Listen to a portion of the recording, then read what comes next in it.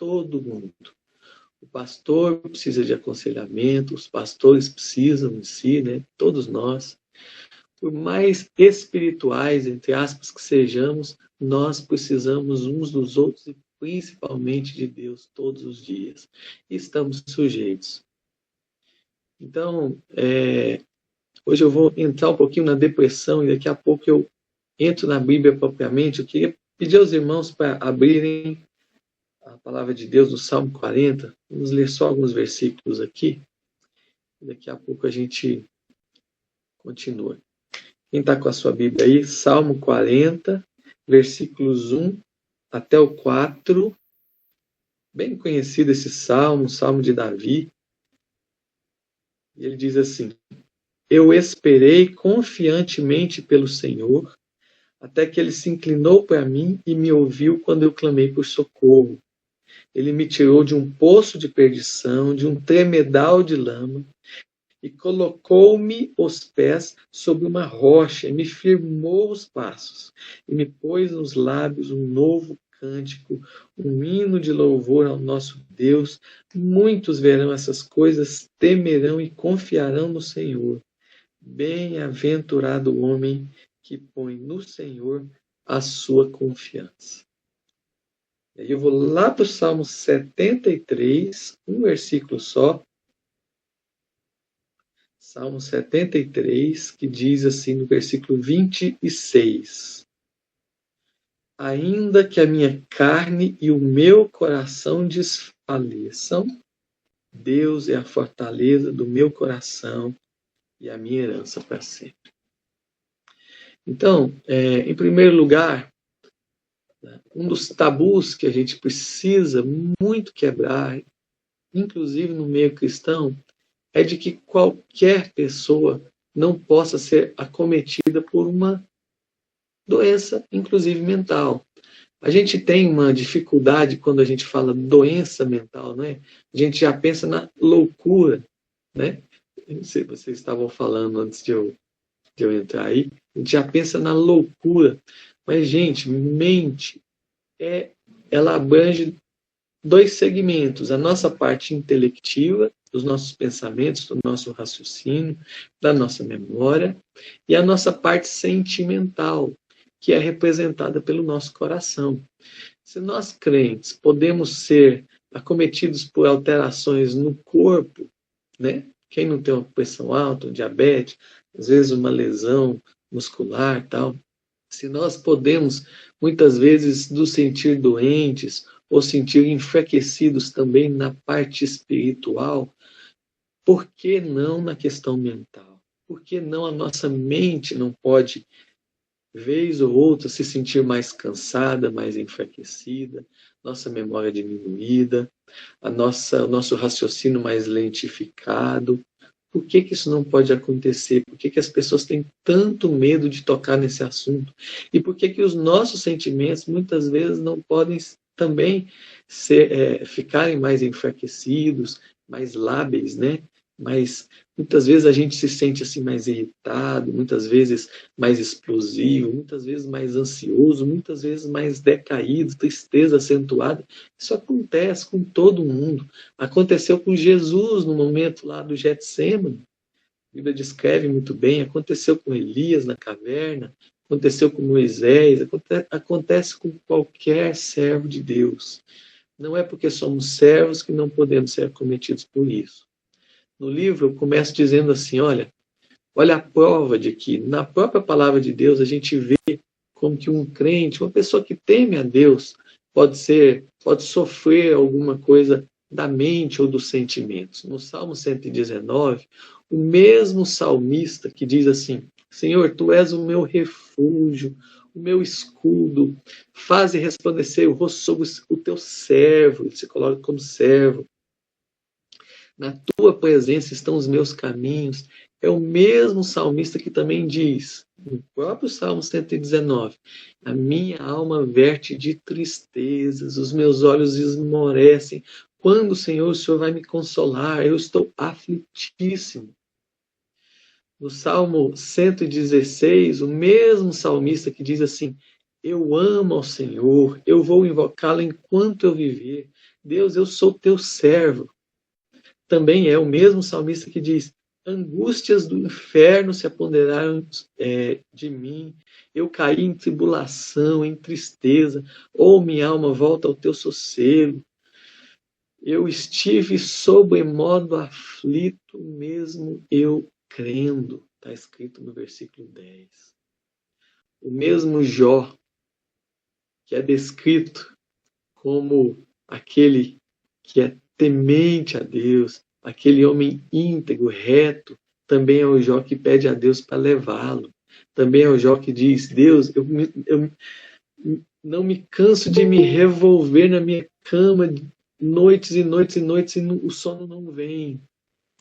Quantas vezes a gente também não se sentiu assim, não é?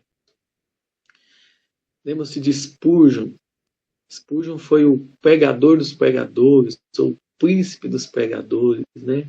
Tantos de nós já fomos edificados com palavras de Spurgeon, com mensagens dele. Spurgeon teve um quadro depressivo desde os 24 anos de idade e sofreu com esse quadro até o fim da sua vida. Volta e meia ele tinha algumas alterações em que ele tinha que ter mais cuidado. Ele descreve. Depois vem o período realmente que a ficha cai, o período de tristeza maior, um período é chamado inclusive de, entre aspas, uma depressão do luto. E por fim, depois de superados esses períodos, vem o período de aceitação. Isso tudo faz parte do luto, isso não é a depressão em si.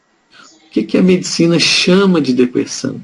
A medicina chama de depressão um quadro assim, de pelo menos 2 semanas, de uma tristeza bem acentuada, que vem também com uma perda de prazer com as coisas que se tinha prazer antes, aliado a isso, um quadro de perda de peso, um quadro de muitas vezes insônia, um quadro de letargia, a gente fica mais lento, muitas vezes sentimentos de inutilidade ou de culpa, e muitas vezes uma vontade, um sentimento recorrente de morte. Eu pergunto muito para os cristãos assim, que têm depressão, né? Pergunto assim: você dá vontade de vez em quando de ir para o céu logo? A pessoa fala: demais. Então, esse é um quadro típico de depressão. Vem com esses sintomas ou sinais por mais de 2 semanas, acompanhados por um grande sofrimento que muitas vezes disfuncionaliza a pessoa. Ela não tem mais vontade de trabalhar, muitas vezes nem de levantar da cama, muitas vezes não de tomar banho, nem de orar. Às vezes a pessoa chega num ponto que ela diz assim: eu não consigo nem pedir a Deus socorro, de tanto que eu estou triste. E isso, gente, não é frescura. Fiz até um gráficozinho aqui de uma coisa que eu postei no meu livro, um acróstico que eu criei com as letras Fs, falando um pouquinho da depressão. Olha, depressão não é fingimento, não é frescura, não é fraqueza, não é fuga da realidade, não é falta de caráter, falha de caráter, não é flutuação aguda do humor ou das emoções, aguda não, e não é flagelo de Deus. Não é, a gente precisa desmistificar isso. É uma doença crônica que afeta as pessoas, tal como uma pressão alta, uma diabetes, uma hipercolesterolemia, ou qualquer doença reumática ou pulmonar, uma Covid, qualquer uma dessas, também existe uma que se chama depressão, que precisa ser tratada adequadamente, que precisa ser corrigida e precisa ser socorrida. A pessoa muitas vezes não consegue sair dela sozinha. Então, gente, é muito sério, muito sério. E a gente precisa oferecer esse sustentáculo para essas pessoas. A pergunta é agora: o que gera uma depressão? Quais os fatores? Multifatorial. Ela é multicausal. Então, desde fatores genéticos. Então, quem tem familiar que tem ou já teve depressão tem maior predisposição a desenvolver um quadro depressivo. Não quer dizer que vai ter, mas quer dizer que tem uma maior probabilidade.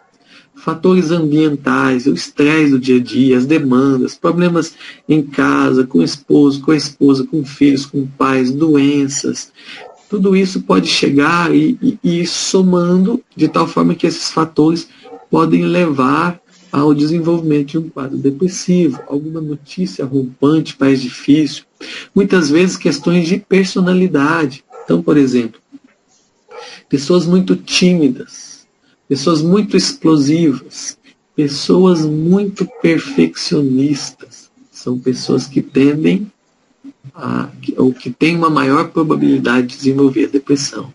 Interessante, né?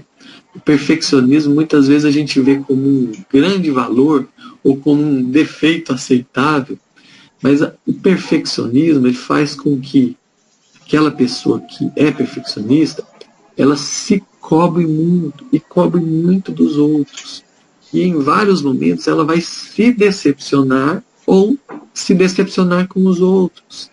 Então, com isso, ela entra num túnel que muitas vezes é chamado de depressão. Ela entra em quadros difíceis de ansiedade, ela muitas vezes quer resolver tudo.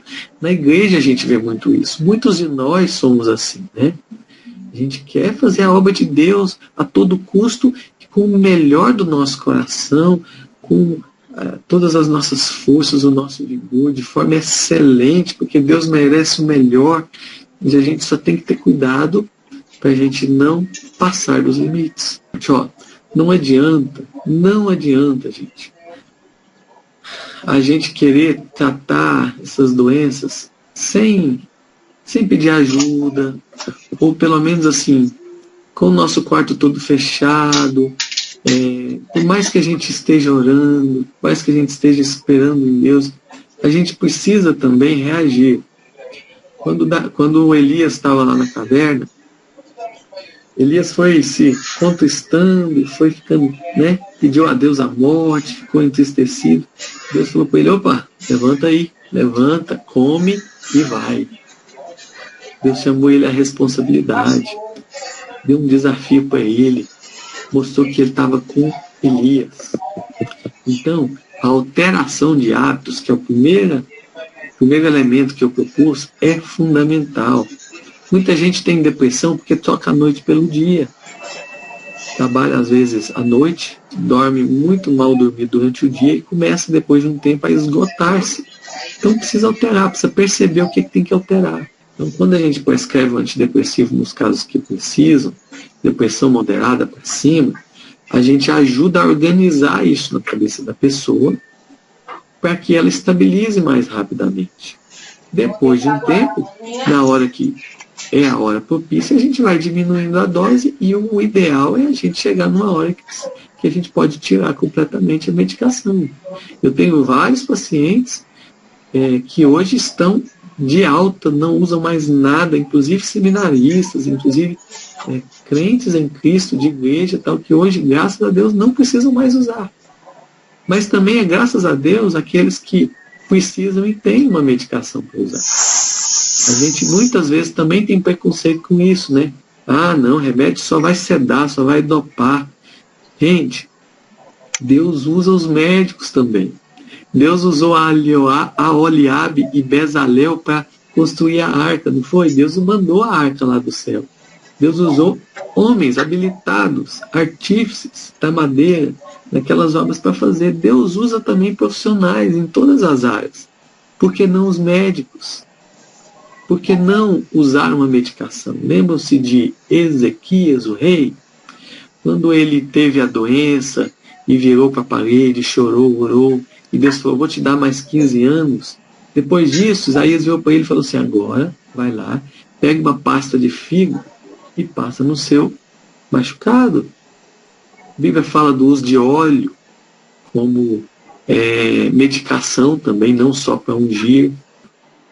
É só a gente saber usar da forma adequada, da maneira adequada, no tempo adequado, e isso ajuda. Eu tenho ajudado muitos cristãos usando a medicação no tempo certo, na dose certa, enquanto é preciso.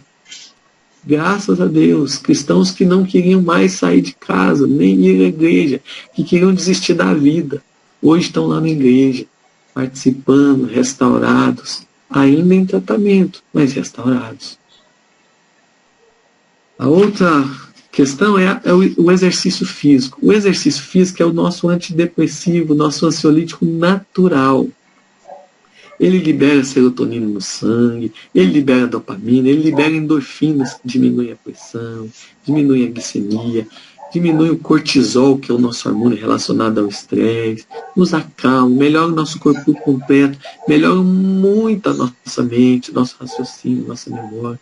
Então, muito importante a prática de exercícios físicos. Se a gente entende que o nosso corpo é o templo do Espírito Santo, e que Deus não nos fez só alma, só sentimento, mas nos deu um corpo, Ele nos deu o corpo, nos deu. Então o corpo também é importante para Deus. Então cuidemos dele também. Claro, de forma equilibrada, né? Não de forma vaidosa, orgulhosa, mas de forma equilibrada. Depois vem a terapia psicológica, dentro do que a gente está falando, né? Terapia psicológica ou aconselhamento cristão. É tão bom quando você está doendo por dentro, chega lá no seu pastor, no líder da igreja, ou até num psicólogo cristão, e a pessoa te ajuda, te dá ferramentas para você enfrentar a sua dor, te mostra detalhes da sua vida que você não tinha percebido, do seu comportamento. Você fala, puxa, realmente eu estou errando nisso. Isso aqui é um gatilho para que eu fique assim.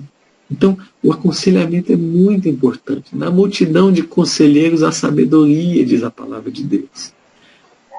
Então, essa é uma iniciativa que a gente tem que sempre fomentar na igreja, né?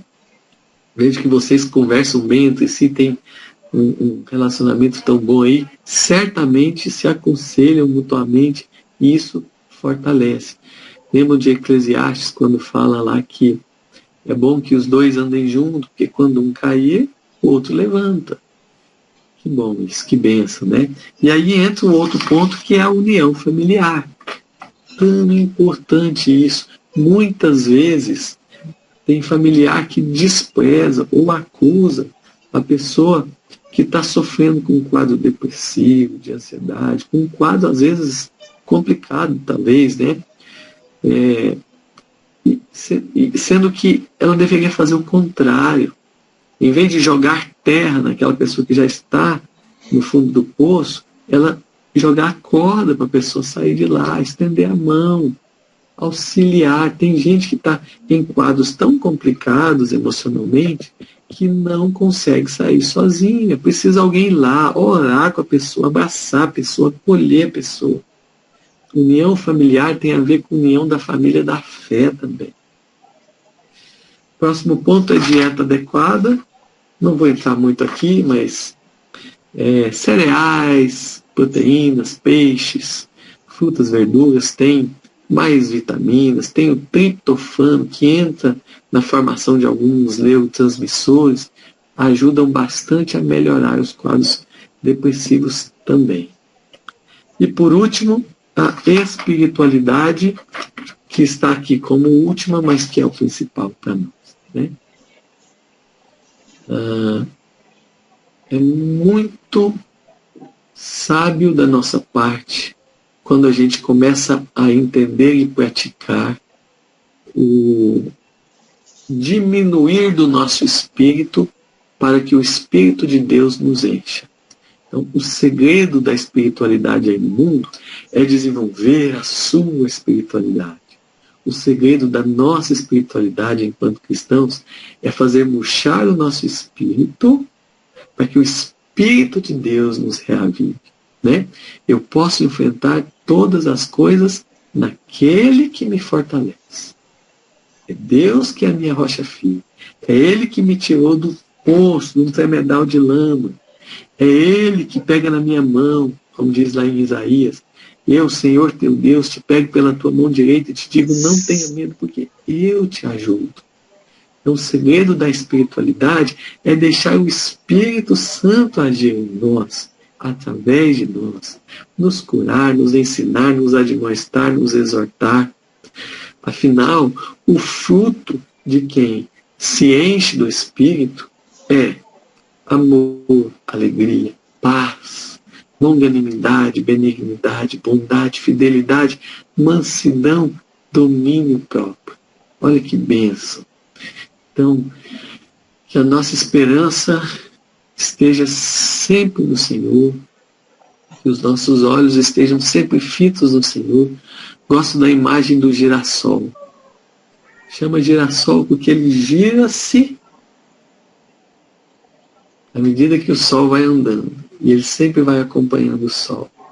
Nós temos um sol da justiça.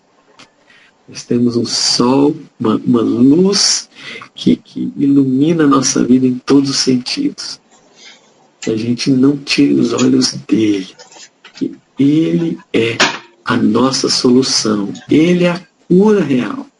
Ele é aquele que vai no mais íntimo do nosso coração e faz o que nada neste mundo consegue, nem ninguém.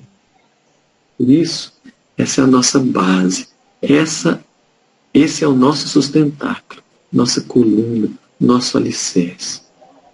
Todas essas outras coisas que eu falei, alteração de hábitos, medicação, aconselhamento, são pontos importantes, são ajudas muito importantes, são apoios. Mas o principal, nosso, do cristão, é a nossa intimidade com o Senhor. Eu termino a minha parte dizendo, contando algo que aconteceu comigo. Um tempo atrás eu estava meio aflito com algumas questões e fiz um propósito para acordar todo dia bem de madrugada para orar. 5 horas em ponto da manhã.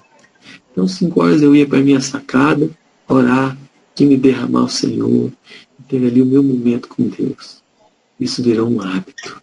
Hoje é um prazer imenso quando eu faço isso. Esses dias atrás, antes de ontem, foi 3:30 da manhã.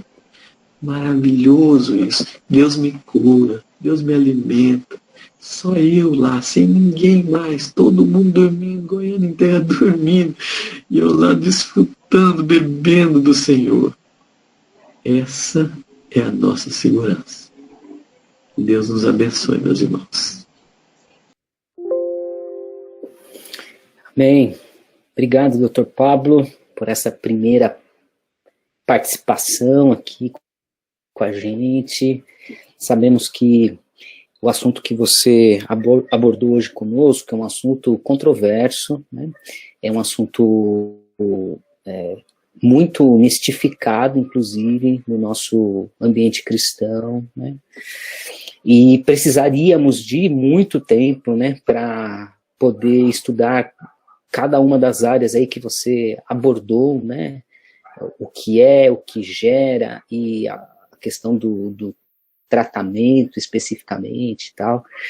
E o nosso segundo momento desse nosso encontro é esse tempo que a gente pode trocar algumas ideias, bater uma bola, fazer algumas perguntas e assim por diante. A primeira, eu estava fazendo anotações aqui, e sobre o tratamento da depressão, aí, o acróstico sobre atitude, eu perdi a letra I. Você pode repetir ela para mim? Isso. O I é o I de iniciação esportiva. Iniciação, tá. É o de exercício físico. Isso. Legal, ótimo, beleza. Agora o acróstico está completinho aqui, depois eu passo para os irmãos também. Então vamos lá. Eu tenho algumas perguntas. Eu disse para o Pablo, eu mandei uma mensagem para ele à tarde, dizendo que eu ia fazer umas perguntas de provocação, tá bom, irmãos? Para a gente instigar um pouco a mente, pensar um pouco, e depois os irmãos podem também fazer uma ou outra pergunta para o nosso querido irmão. O Pablo citou alguns textos bíblicos que mostram fases na vida das personagens bíblicas, momentos mais delicados, momentos mais frágeis, ou de algum estresse mais significativo, né? Ele citou, por exemplo, segundo 1 Reis capítulo 19, que é quando Elias, depois de ter vencido os profetas de Baal, é ameaçado, e ali ele se sente sozinho, ele vai para a caverna, ele pede a morte, e ele tem um discurso lá bastante melancólico, bastante down, né? É um capítulo importante para a gente desmistificar um pouco essa questão das enfermidades psicoemocionais, as doenças mentais, né? Um outro texto que o nosso irmão citou é Lucas capítulo 22, que tem a ver com o próprio Senhor Jesus, né? O Senhor Jesus, quando estava ali no Getsemane, o versículo 44 vai dizer que ele estava em agonia, né? Num estresse emocional muito pesado, ao ponto de transpirar gotas de sangue, né?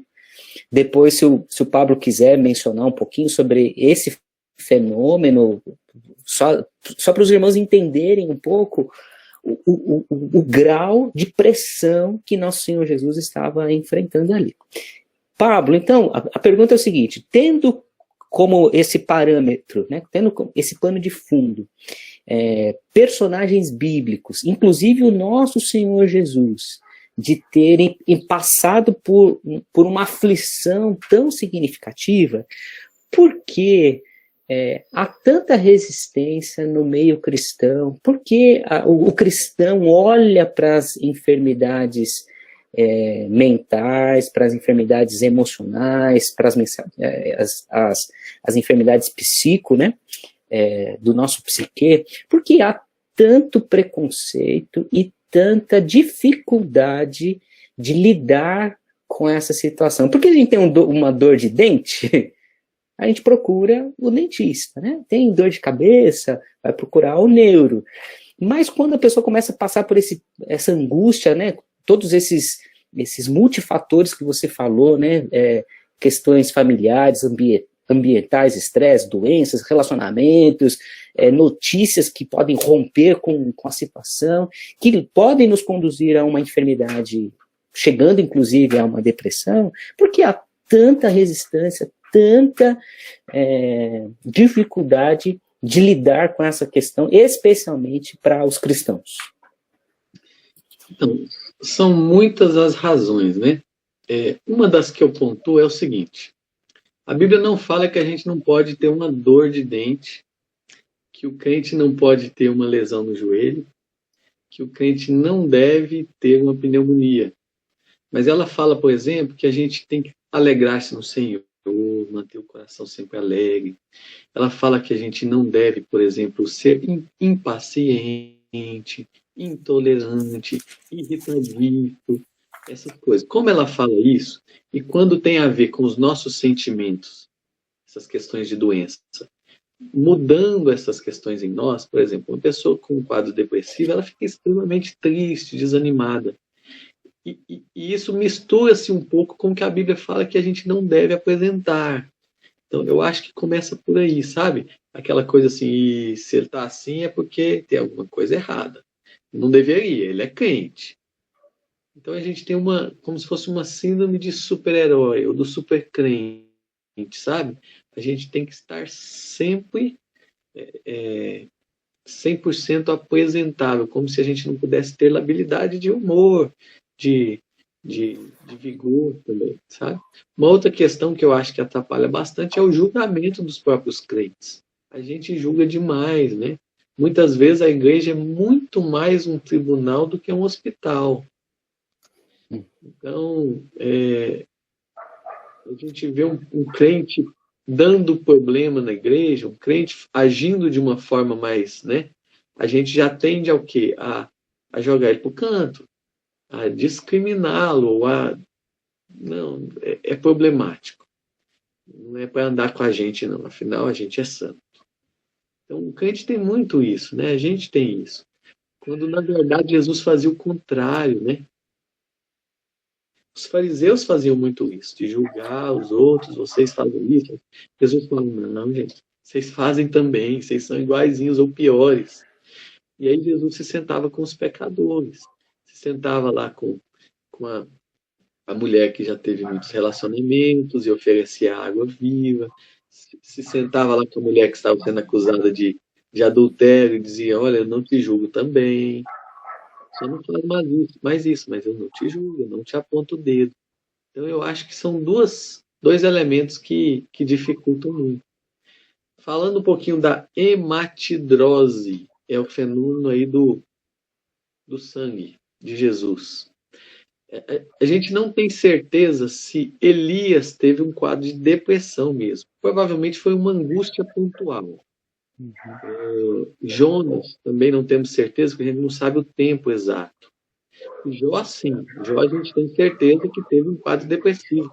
Foram muitos dias, talvez meses ou até anos. Jesus foi um quadro bem pontual também, um quadro de...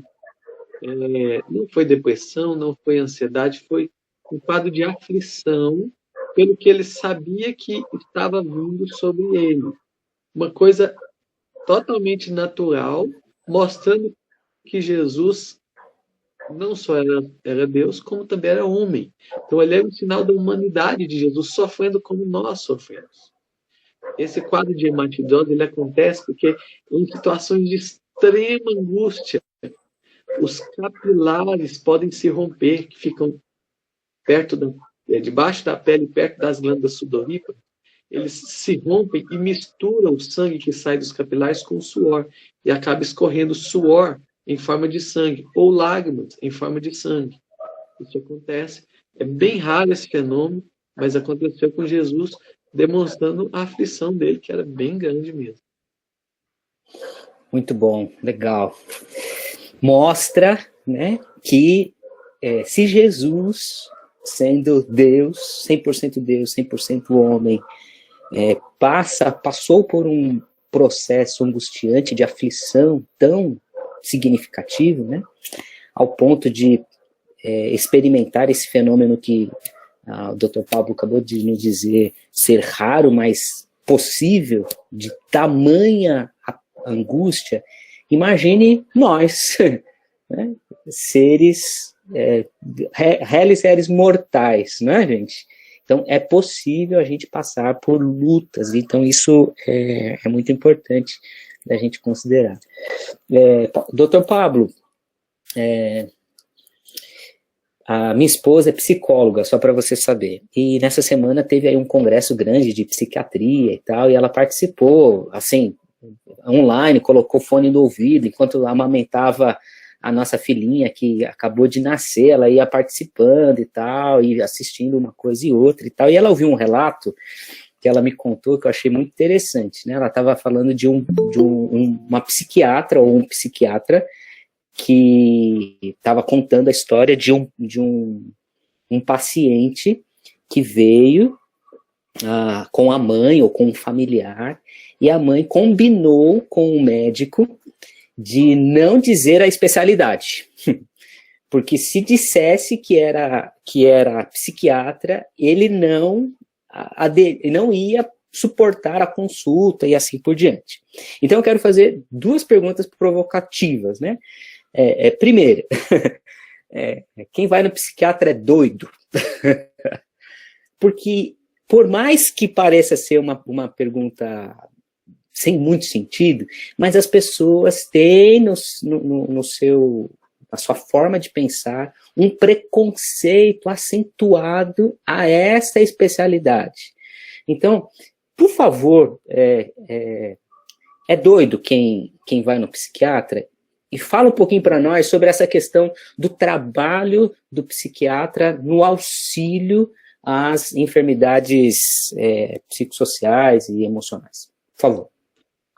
Eu tive uma paciente que atendeu comigo, eu a atendi, e ela falou, olha, agora eu vou trazer meu pai, só que o meu pai é muito complicado, então eu vou inventar alguma coisa lá para ele e vou trazer ele em você. Eu falei, olha, aí já é com você. E ela falou para ele que eu era cardiologista. para poder trazer, levar o pai até o consultório. Ele foi extremamente reticente no começo, que ele viu no meu jaleco que estava escrito psiquiatra. A gente foi conversando, no fim da consulta, ele perguntou quando é que ele poderia voltar. Por quê, gente? Porque essa ideia tão ainda distorcida da psiquiatria. Isso não é culpa só de fora, não, é culpa dos próprios psiquiatras muitas vezes. Isso remonta de tratamentos psiquiátricos antigos, que eram o que tinha na época, e que acabavam submetendo pessoas a procedimentos muito difíceis, muito esquisitos. Por exemplo, muito antigamente, quando a pessoa tinha dor de cabeça, ela não tomava analgésico. Muito antigamente, eles faziam um buraco na cabeça da pessoa para a pessoa aliviar a dor de cabeça. Os tratamentos com choque, eletrochoque, né, na década de 50, assustaram muita gente. Então vem aquela ideia assim, psiquiatra é aquele que recebe aquele paciente que está surtando, tem que jogar lá no choque, e aí é médico de doido. Mas, na verdade, gente, pensem comigo. Assim como o pneumologista cuida do pulmão, assim como o oftalmologista cuida dos olhos, assim como o ortopedista cuida das doenças osteomusculares, o psiquiatra cuida 3 coisas, da mente, do coração e do comportamento. É o médico que cuida dessas áreas. E aí, em algumas situações, ele precisa da ajuda do psicólogo ou vice-versa, para que juntos eles atinjam ou eles consigam perceber e tratar e ajudar em questões mais profundas da mente. Então, eu pergunto muito assim para as pessoas: você já teve ansiedade? Você já teve alguma dificuldade com a sua memória? Você já teve alguma dificuldade de raciocínio? Já se sentiu triste? Pois é, todo mundo passa por isso, não é? Quando a gente passa por isso de uma forma mais sofrível, a gente pede a ajuda do médico. Qual médico que cuida disso? É o psiquiatra. Obviamente, casos mais severos, como casos de esquizofrenia, de transtorno bipolar severo, né? Casos de doenças como psicopatia, o psiquiatra cuida também. Também está no campo dele. Mas são algumas das muitas doenças ou das muitas alterações que o psiquiatra cuida. Ótimo, muito bem. Dr. Pablo, eu lembro de uma aula que eu estava na escola bíblica dominical com alguns jovens, eles tinham acabado de sair aí da adolescência, né? Alguns hoje já têm família, já têm filhos. Eu acho que está aqui hoje na aula um desses que estavam nessa aula quando tinha um dos jovens, ele era um primeiro-anista do seminário e tal, muito empolgado com a Bíblia, com Deus, muito crente, né? Serve a Jesus. E ele pegou o texto de Mateus capítulo 6, né, que fala sobre a palavra de Jesus, de não andar ansioso. E ele fez uma afirmação categórica, e essa afirmação gerou uma polêmica que a aula não terminou. Né? A afirmação categórica é: se Jesus disse para não andar ansioso, os ansiosos estão em pecado. Então, se estão em pecado, precisa resolver a questão do pecado e a ansiedade vai ser resolvida. Ao mesmo tempo, muitos atribuem a depressão, que foi o foco do nosso encontro hoje, a maior parte do nosso tempo falando sobre a depressão, também atribuindo a essa questão espiritual pecaminosa.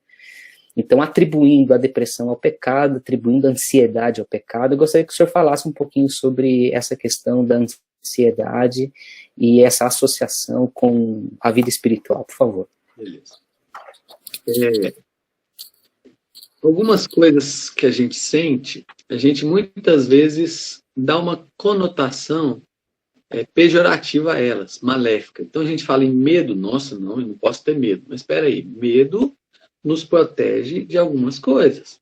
Se a gente não tivesse medo, e o medo bem controlado é um presente de Deus para nós. A gente sem medo nenhum atravessaria a rua sem olhar para os dois lados. A gente sem medo nenhum faria um esporte radical sem se cuidar, sem se precaver. Então, em um certo sentido, bem equilibrado, o medo é até uma boa ajuda de Deus para que a gente preserve a nossa vida. A dor, do mesmo jeito. A gente não gosta de dor, né? Mas tem algumas doenças, tem uma doença bem rara na medicina em que a pessoa não sente dor. Isso é um problema. Se ela queimar a mão, ela não vê que ela está queimando. Quando viu, já perdeu a mão. A dor, por ruim que seja, ela é um alerta para nós de que tem alguma coisa errada que tem que ser feita ali, para poder sair daquele quadro. Então, ela é um sinal de alerta. A ansiedade, mesma coisa. A ansiedade controlada também é uma bênção de Deus para a nossa vida. Imagine que eu vou me casar daqui 2 meses e eu falo, não, relaxa, quando tiver faltando uma semana eu corro atrás do que eu preciso. Se a gente fica ansioso com o casamento, a gente fala, não, eu já tenho que organizar as coisas. Eu tenho que estudar para a prova que vai vir. Então, de certa forma, esse tipo de ansiedade é importante para nós. Porque nos tira da cama de manhã, nos tira da monotonia, nos faz ter ideias, nos faz voar, nos faz criativizar. É importante para nós. O problema é quando a ansiedade é danosa. É quando ela está desequilibrada. Que é essa ansiedade que Jesus falou em Mateus 6. Jesus não falou de todo tipo de ansiedade. Ele falou da ansiedade desequilibrada. Percebam, ele usa o termo não andeis ansiosos. Lá na frente ele fala assim, por que vocês estão inquietos? Perguntando assim, o que eu vou comer? O que eu vou vestir? O que eu vou beber? Como assim? Percebem que a pessoa está num desespero? Não é uma ansiedade assim, não sei o que eu vou vestir hoje, acho que eu vou vestir essa roupa verde aqui. Não, não é isso. Ela realmente está desesperada. O que eu vou comer amanhã? O que eu vou vestir? Eu não sei de onde eu vou tirar. Jesus falou, não, esse tipo de ansiedade aí, não. Essa ansiedade é uma ansiedade danosa. É uma ansiedade que a gente pode chamar de pecaminosa, porque é uma ansiedade que não provém da nossa fé. E o justo vive por fé. Mas a gente tem que diferenciar isso aí. Porque se a gente fala que toda ansiedade é pecado, até Jesus capaz que a gente vai botar no bojo daqueles que, tendo ansiedade, pecaram. E aí é muito perigoso. Legal. Então, eu queria retomar uma fala sua, que acho que tem muito significado, tanto nesse ponto mencionado aí sobre a ansiedade desequilibrada, quanto as pessoas que estão em um processo depressivo, e você usou no acróstico aí do tratamento a possibilidade do uso de medicamento, né? A gente tem percebido, né, na vida, na conversa com os irmãos, na conversa com familiares, com amigos, que as pessoas, elas são até capazes, num determinado momento, de identificar que algo não está muito acertado no seu físico, no seu comportamento. Ela consegue perceber, puxa, eu estou mais triste, né? Eu estou acelerado demais, eu estou lento demais, não estou conseguindo dormir. Você vai perceber, as pessoas conseguem, até um certo grau, fazer uma leitura sobre si, dizendo, puxa, alguma coisa está equivocada. Aí ela procura algum médico, inicialmente nunca vai no psiquiatra, né? Vai no geriatra, né? Vai no cardiologista, vai procurar um monte de coisa, menos o psiquiatra inicialmente, mas chega ao ponto de chegar lá no médico psiquiatra, e este vem e recomenda a medicação. E aí as pessoas eu tenho percebido isso, resistentes ao uso da medicação, porque tem essa fala, né, da cultura popular, eu vou ficar dependente do remédio, esse remédio é faixa preta, aí vem um monte de outras questões de ordem espiritual, eclesiástica. A sua fala foi muito boa, que eu gostei demais quando você disse, muitas vezes a igreja se parece mais com um tribunal do que com um hospital, né? A igreja é a casa de misericórdia, né? É Betesda, né? Muito mais do que uma arena do tribunal, né? Então, pensando nesse cenário que eu estou mostrando, falando com você, fala um pouquinho para nós a respeito dessa questão dos benefícios de um tratamento que requer medicamentos. Você já falou, mas eu gostaria que você reforçasse, porque eu penso que este é um dos pontos importantes e que as pessoas até iniciam um tratamento. Aí acontece o seguinte, ela se acha que melhorou. Melhorei. Saí da tristeza profunda, ou sair do agito demais, e aí ela, por conta própria, ela para de tomar medicação, e aí ela retoma num ciclo. Então, fala um pouquinho, por favor, doutor. Pastor Luiz, eu não falo isso sem orgulho, não é por mim, não. Tenho colegas também que têm essa história. Eu não tenho nenhum paciente que, precisando de prescrever medicação, ele rejeitou. Nenhum, absolutamente nenhum. Sabe por quê? Quando a gente explica direitinho, orienta como tem que ser feito, eles entendem. Muito disso é culpa dos médicos mesmo, que às vezes só olham na cara da pessoa, perguntam mais ou menos o que tem, prescreve uma coisa e manda tomar. É óbvio que a pessoa, sem muita orientação, vai pedir opinião de alguém que não estudou tanto nessa área, né? Ou vai ler uma bula de remédio. E ler bula de remédio é terrível. Eu brinco até dizendo assim, olha, se você ler a bula da dipirona, você não toma dipirona. Certo? Mas esses remédios para cabeça, para depressão, eles podem alterar alguma coisa da nossa função cognitiva. Sim, em alguns momentos isso pode acontecer de forma mais como uma forma de exceção, mas pode acontecer. Mas um relaxante muscular também pode. Se você pegar o Dorflex e ler a bula dele lá, você vai ver que ele já causou inclusive alucinações em pessoas. A gente não vai tomar nada. Então, a grande questão é a seguinte, a gente precisa orientar bem. O benefício das medicações para quadros depressivos, ansiosos mais sérios, depressão leve, a gente não usa medicação para ela. Para quadros mais sérios, essa estabilização num tempo menor ajuda mesmo. E aí a gente explica essa questão dos neurotransmissores, como que a medicação age, elas não agem lá no cérebro, fazendo com que a pessoa... Não, nada disso. Elas agem nos neurotransmissores, equilibrando eles. Antidepressivo não é tarja preta, não tem nenhum antidepressivo tarja preta. Tarja preta são os ansiolíticos, que não servem para tratar nada. Ansiolítico tira de uma crise pontual de alguma coisa. É como se fosse um analgésico. Vamos pensar assim, ó, eu estou com uma pneumonia. O meu problema é uma bactéria no pulmão. E está doendo muito, está dando febre. Então eu uso um analgésico para baixar minha febre e tirar minha dor. Mas ele não trata nada. O que vai tratar minha pneumonia é o antibiótico. Da mesma forma, o que trata ansiedade e depressão, e muitas das doenças aí, são antidepressivos, que são tarja vermelha, não são tarja preta. Eles é que tratam. Os ansiolíticos são usados de forma pontual, eu quase não uso, pois escrevo muito pouco. Muito pouco mesmo, por tempo muito reduzido. É uso pontual para tirar de uma crise mais forte. Por exemplo, eles ajudam muito na crise de pânico. Ajudam.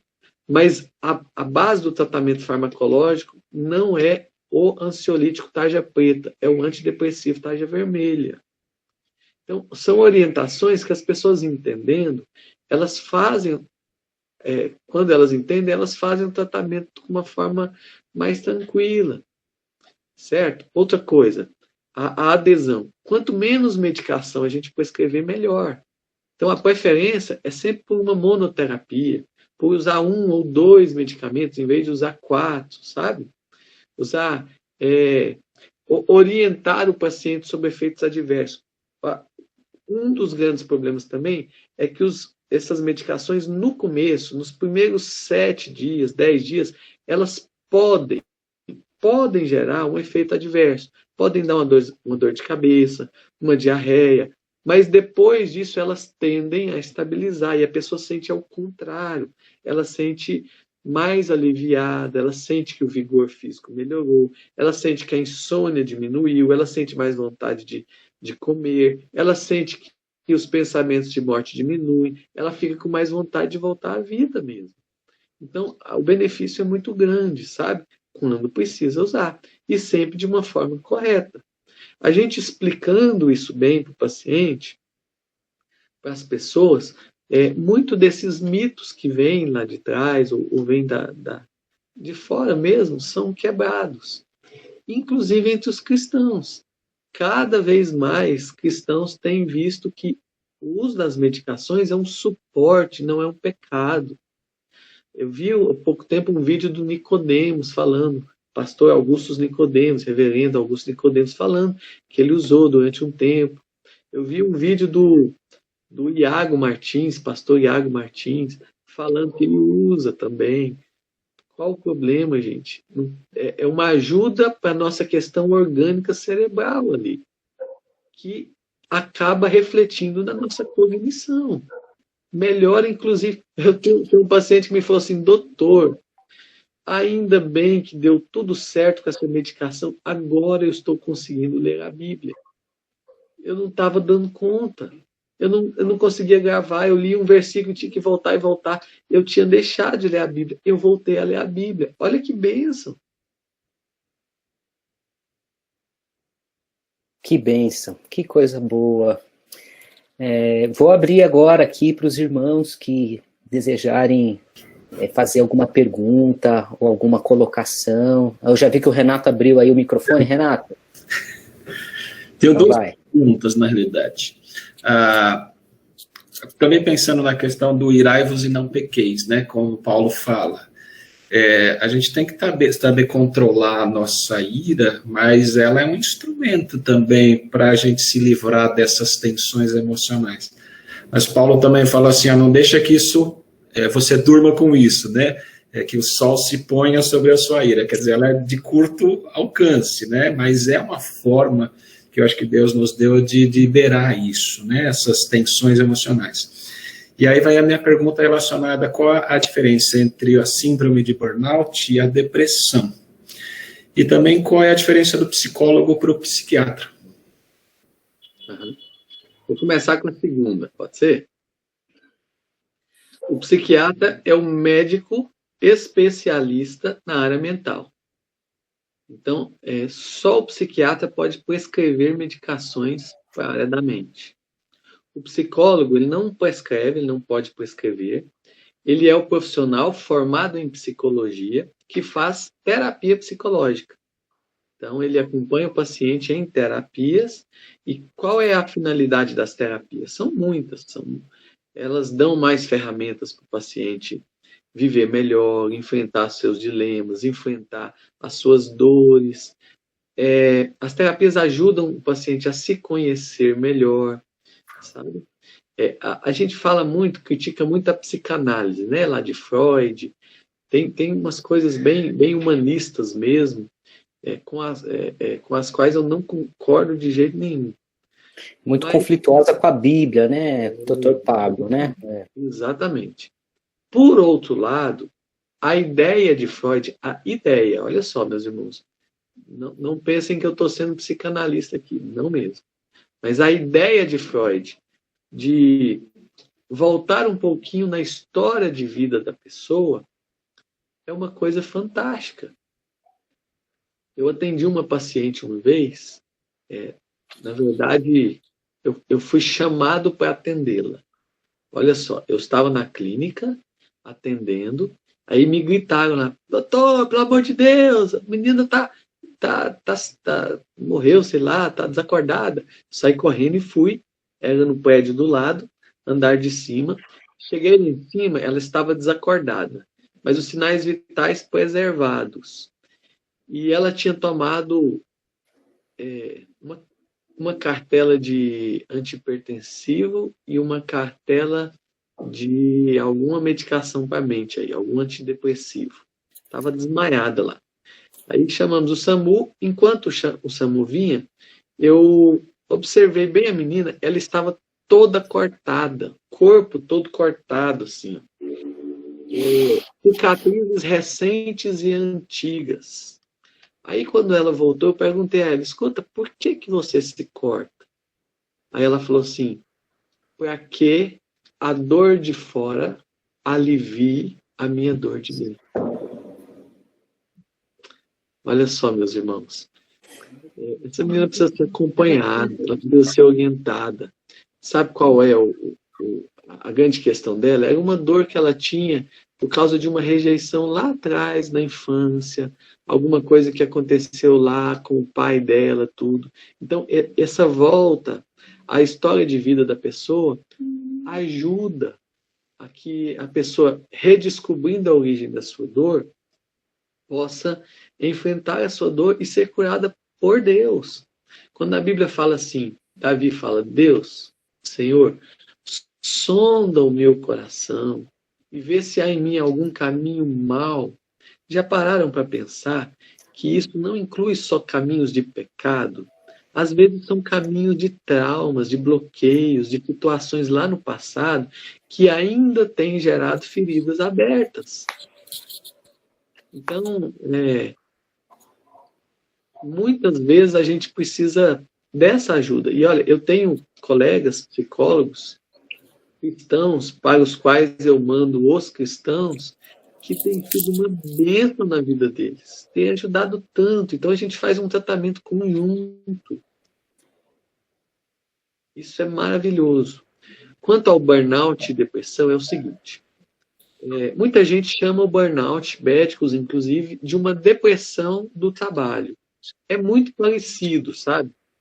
O burnout, por que chama burnout? Eu tenho até um videozinho no meu Instagram que eu fiz com uma vela.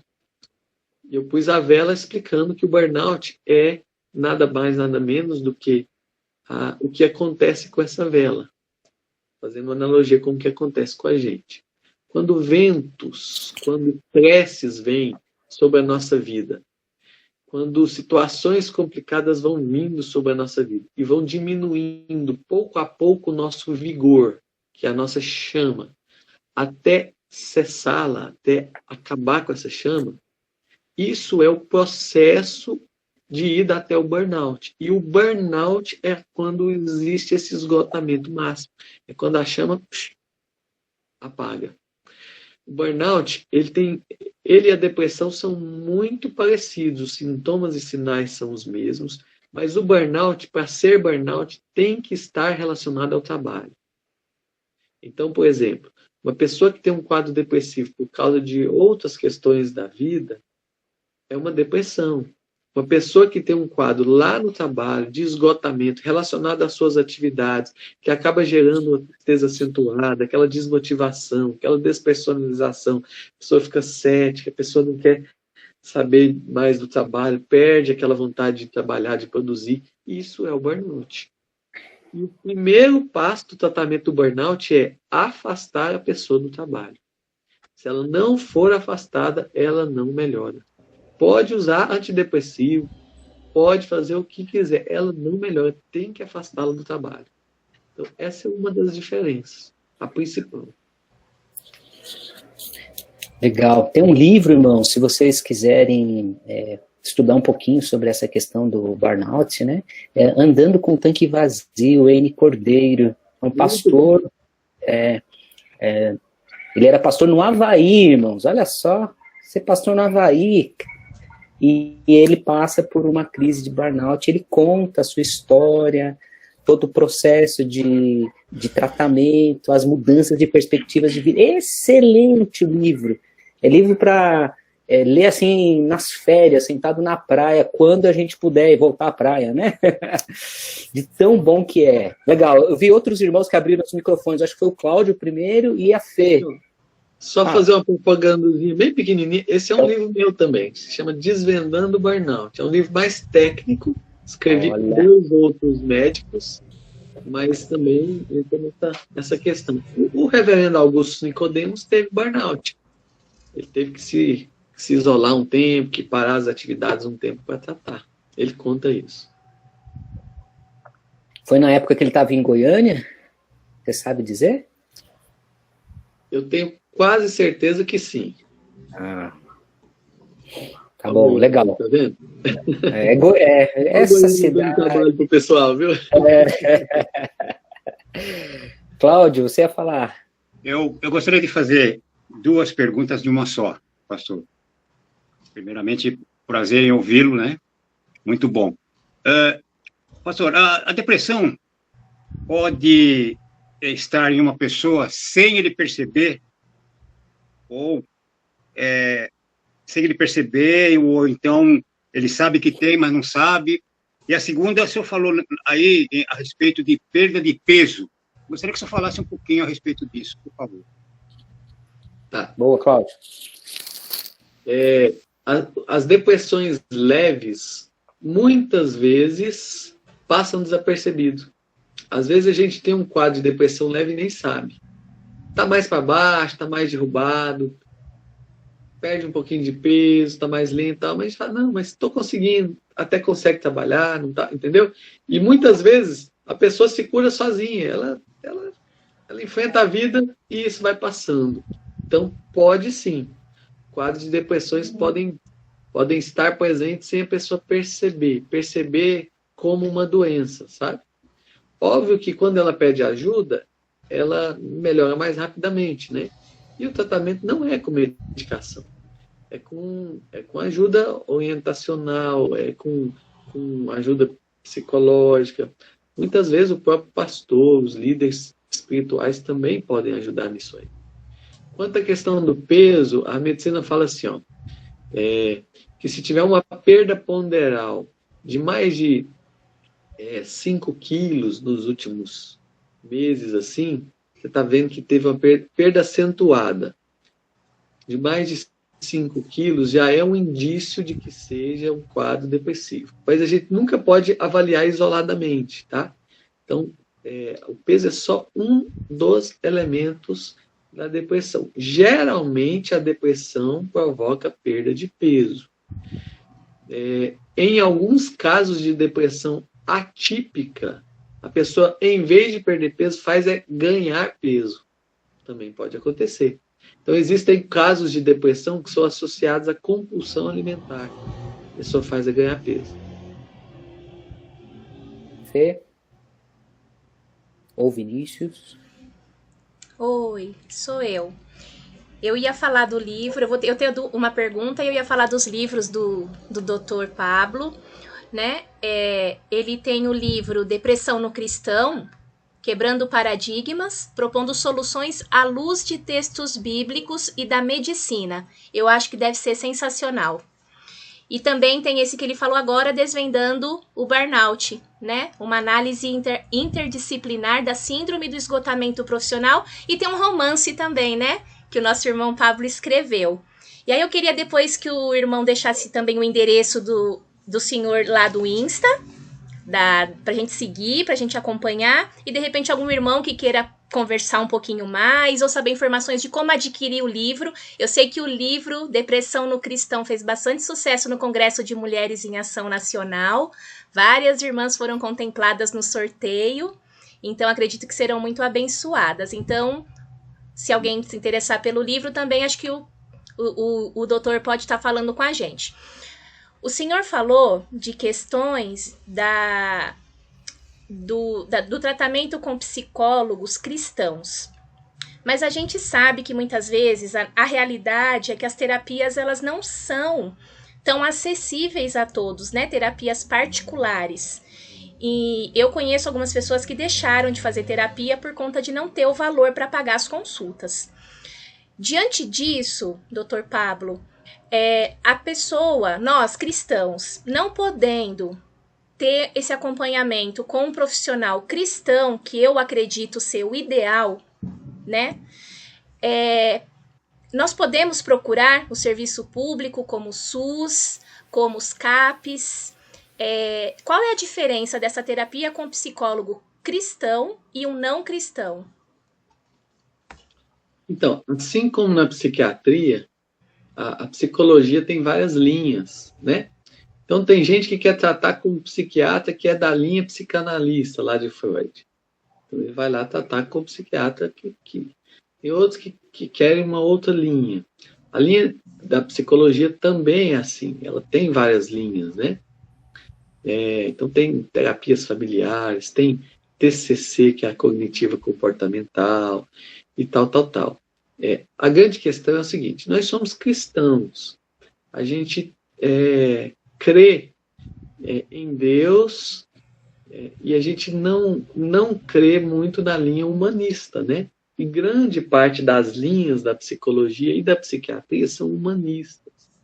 Então, por isso que eu falo, até por uma questão de coerência com a fé, é mais interessante, mais recomendável que a gente, como cristãos, acompanhe com um psicólogo cristão, porque a gente não vai ter essa incoerência com a fé, sabe?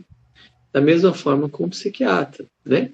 Agora, isso também não impede de que tratamentos sejam feitos com profissionais que não são cristãos e que a pessoa melhore muito. Tem colegas psicólogos e até psiquiatras que não são cristãos, que fazem um trabalho excelente, excepcional.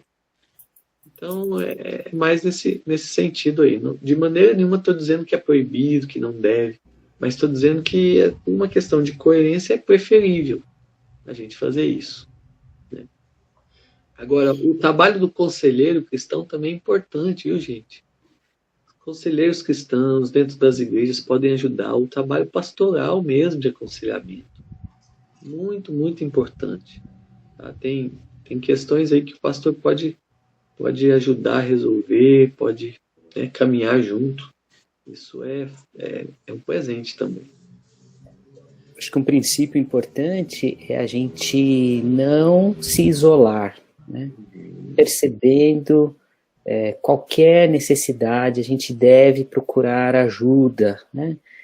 Inicialmente, talvez com um amigo, uma pessoa que você consiga abrir mais o coração.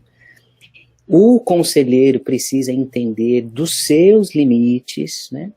Tem vezes que o pastor não dá conta daquela demanda, porque não é a especialidade, não é o ambiente mais propício. E aí ele pode passar para um irmão, para um presbítero, para um diácono, para um conselheiro, para um profissional da área, né?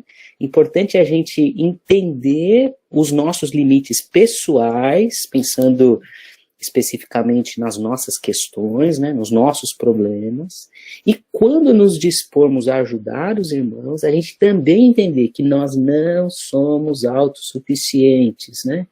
Isso é importante, e passar, né, passar a informação para as pessoas que podem ajudar, caso isso seja necessário, que muitas vezes um bom conselho de um amigo pode salvar vidas, né? Mas tem hora que a gente precisa de fato de ajuda mais especializada. Então acho que isso é muito importante dos dois lados, né?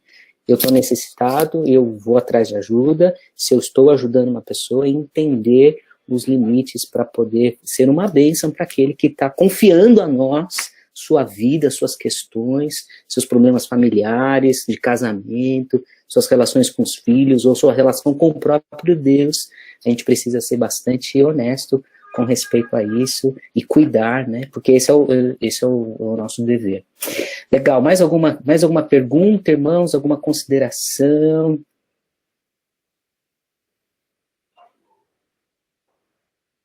Acho que o Maciel abriu o microfone, João, você vai falar?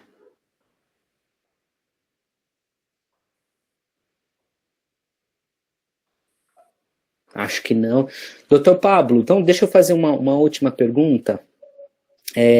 Esse tempo de pandemia, o Conselho Regional de Psicologia, né, autorizou os psicólogos a atenderem remotamente, né? Também autorizou a medicina, né, remota. Eu não sei como que está aí no ponto específico da psiquiatria, né?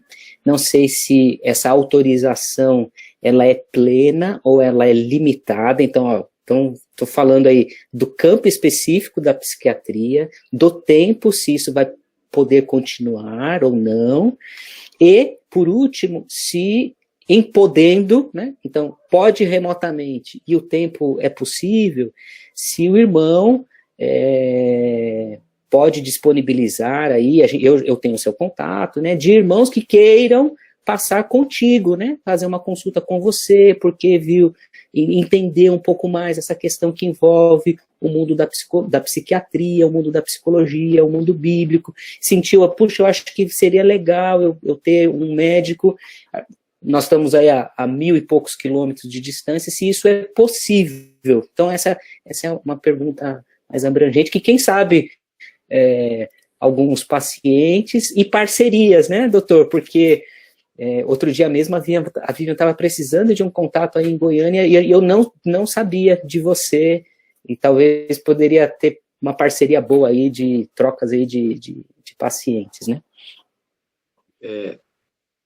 Com a pandemia veio essa questão da telemedicina com tudo, sabe? Assim, não está aberto para tudo, mas para a psiquiatria está aberto, a gente está fazendo, eu faço várias teleconsultas, às vezes atendo até mais por teleconsulta do que presencialmente, porque tem dado muito resultado.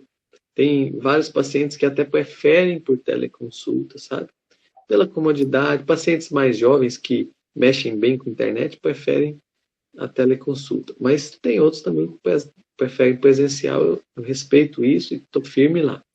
Estou à disposição, viu? Se precisar, qualquer coisa, estamos aí para servir. Mais do que um trabalho profissional, é um ministério para mim, é um chamado, então estamos aí para servir.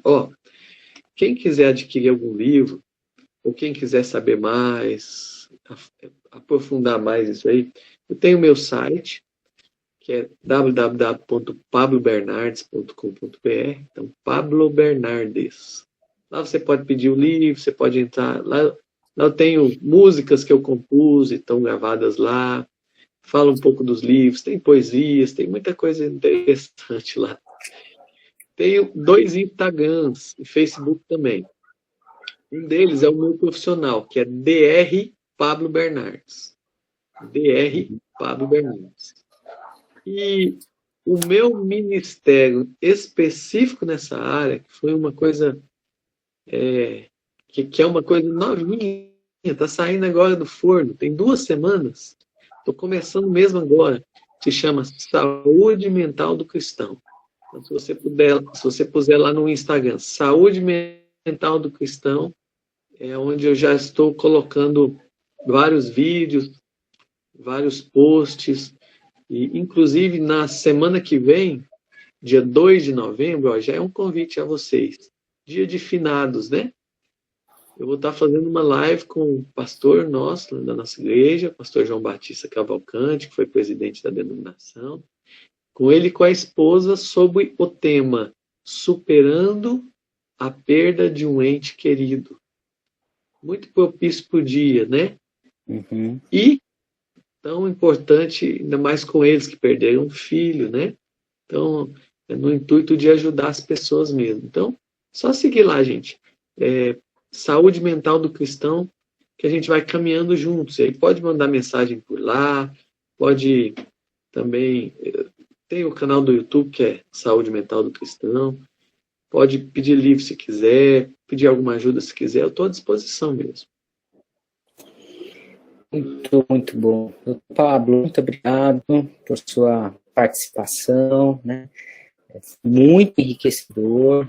Tenho certeza que outras oportunidades virão, quem sabe num futuro breve presencialmente, né, para a gente poder fazer um seminário bem interessante sobre isso.